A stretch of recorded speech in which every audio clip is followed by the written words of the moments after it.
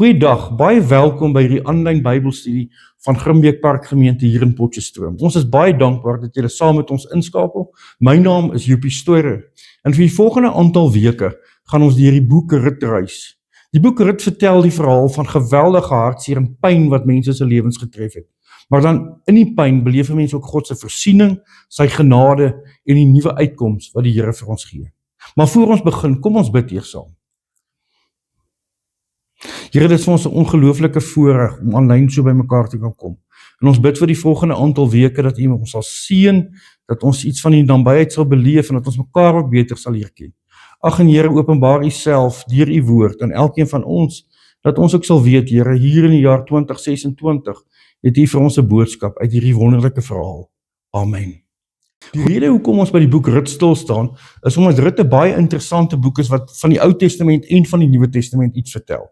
In die Ou Testament is Rut een van twee boeke wat vrouename het. Ester en Rut is die twee boeke. In die Nuwe Testament lees ons dan spesifiek ook van Rut in die Matteus Evangelie, is Rut in die geslagsregister van Jesus Christus opgeneem. Sy is een van 4 vroue wat in die geslagsregister voorkom. Verder is Rut ook 'n baie belangrike persoon in die geskiedenis van Israel, want sy was die ouma gewees van die groot koning Dawid. Julle sal onthou dat die eerste koning van Israel was Saul gewees, en die tweede koning was Dawid, en hier is die verhaal van sy ouma. En om dit nog meer interessant te maak, was dit 'n Moabitiese vrou, nie 'n Joodse vrou nie, wat vir ons iets wys van God se sorg in verskillende volke, selfs in die Ou Testamentiese tyd. Die boek Rut begin in 'n stad met die naam van Bethlehem.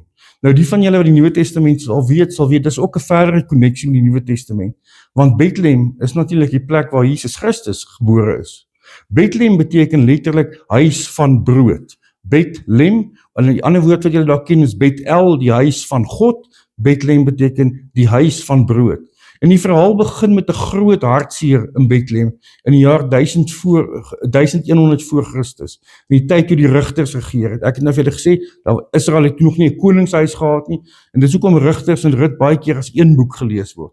Maar die rigters het regeer, die huis van brood, Bethlehem was daar gewees, die mense was in die beloofde land, en toe kom daar 'n geweldige droogte, hongersnood, en dan is die eerste ironie wat mens tref, dat die huis van brood het geen brood.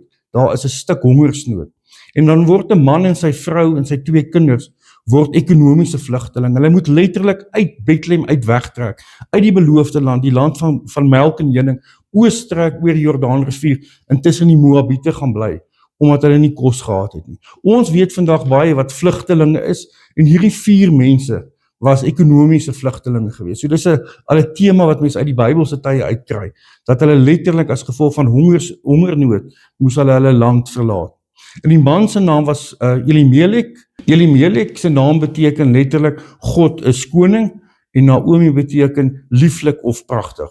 En nadat hulle in Moab gevestig het, sterf Elimelek, en Naomi en haar 2 seuns Maglon en Kilion bly alleen agter. So nou is dit die verhaal van 'n weduwee wat in 'n vreemde land is met haar 2 seuns. En dan besluit die 2 seuns om met 2 Moabitiese vrouens te trou. En die Bybel is baie duidelik daaroor dat hierdie Joodse seuns trou met Moabitiese dogters, wat beteken hulle het goed geïntegreer in hierdie nuwe samelewing.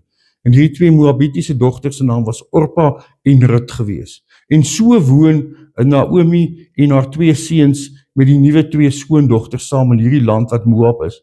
En dan kom nog groot stuk hartseer, wanneer albei die seuns sterf. En dan bly Naomi alleen agter met haar 2 skoondogters. Die hartseer en die dood wat alles verander. En jy kan self dink hoe groot die hartseer moes gewees het in die lewe van Naomi. Sy het nou haar man verloor en nou haar 2 seuns verloor, en sy en haar 2 skoondogters bly alleen agter. Maar op hierdie punt in die hoofstuk, dan draai die narratief so bietjie, en dan word Naomi dan die versorger van haar 2 skoondogters ook. En dan kom daar goeie nuus, daar's uitkoms, die Here het voorsien, dit het gereën in Bethlehem, die oeste is vol, die skure is vol, daar's vreugde, daar's kos om te eet. En hierdie boodskap laat besluit Naomi om terug te trek na Bethlehem toe, terug na haar land toe, terug na haar mense toe, terug na haar God toe, want dis waar sy wil wees. En dan besluit hierdie 2 skoondogters, Orpa en Rut, om saam met hulle skoonma te trek uit Moab uit, terug na Bethlehem, die huis van brood toe. En hier leer ons 'n belangrike les, dat daar 'n besonderse verhouding moes gewees het tussen skoonma en skoondogters, want hierdie skoondogters is bereid om hulle mense te los en saam met hulle skoonma te trek. En soos hulle trek, stop Naomi hulle en praat baie ernstig met haar dogters en sê vir hulle, draai om, gaan terug na julle mense toe, gaan terug na julle familie toe, gaan terug na julle grond toe, want ek is 'n ou vrou, ek kan nie vir julle sorg nie. Dan stap hulle 'n entjie verder aan en dan sê Naomi vir hulle, maar julle het soveel liefde aan my bewys en aan die twee oorledenes. Die Here sal aan julle ook liefde bewys. En sy seën hulle eintlik en haar trane wat loop. En Orpa en Rut kyk na mekaar en Orpa besluit dan om terug te gaan na haar mense toe. Maar Rut besluit dan, en dis 'n belangrike tema in hierdie boek, om nie terug te gaan na die Moabite toe nie, maar om saam met Naomi verder te gaan. Die Hebreë sê letterlik sy kleef haar ma aan.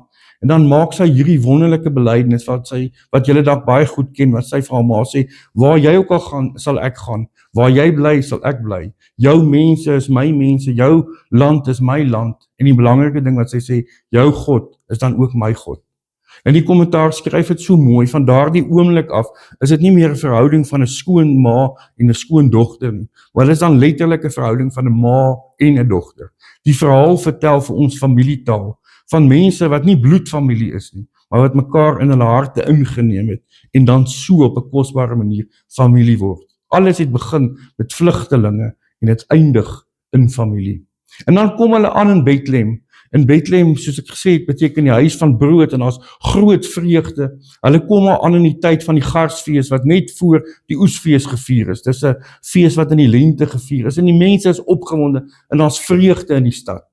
En dan nog 'n stuk vreugde, as lees ons wanneer die mense van Naomi herken. En hulle is opgewonde, dat sy na 10 jaar terug is in Bethlehem, en hulle groet haar en verwelkom haar, en mens sien iets van 'n nabyheid, as hulle ook na haar toe uitreik. Maar dan raak Naomi baie hartseer, en sy sê vir hulle, julle moet nie so bly wees om my te sien nie, want die Here het my groot seer gemaak. Julle het nou gehoor, ek sê Naomi beteken letterlik pragtig of lieflik, en dan sê sy vir hulle, nee, noem my liewers Mara. Sy verander haar naam, want Mara beteken bitter of pyn of seer, en sy sê die Here het my seer gemaak. En dan besef ons dat sy dit verkeerd verstaan. Dis nie die Here wat haar seer gemaak het nie. Sy vertel, sy het vol weggetrek en sy kom nou leeg terug Bethlehem toe.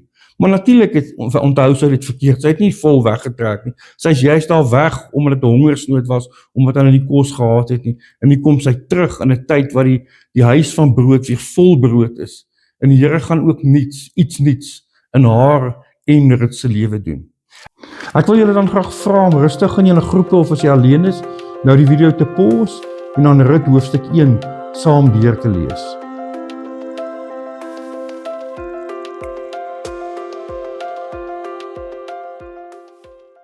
Die 4 vrae wat ons gaan bespreek sal op die skerm verskyn en dan sal ek vir ons afsluit na die tyd met 'n gebed. Soos julle is welkom om nou na die vrae te kyk.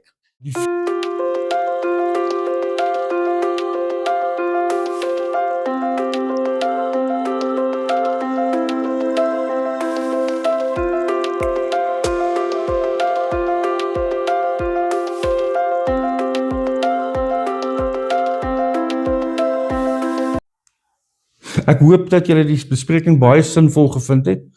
In sessie 2 gaan ons dan verder gaan op die hele gedagte van 'n nuwe lente wat aanbreek, hier tydens die Oesfees, wanneer 'n familielid met die naam van Boas op die toneel verskyn. En Boas stuur Naomi en Rut in 'n nuwe en 'n positiewe rigting. Maar ons gaan volgende keer daarna kyk. Kom ons bid saam. Here, baie dankie dat ons in hierdie verhaal iets van menslike terugslag kon beleef, waarmee ons almal dalk al identifiseer. Ons weet wat die dood is, ons weet wat hartseer is, ons weet wat ekonomiese uitdagings is. Maar Here, in al hierdie donker tye, dat breek U ook 'n nuwe lente aan.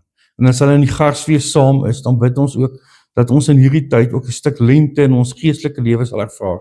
En ook sal ervaar, Here, U laat ons nie in die steek nie. U is altyd by ons. Amen.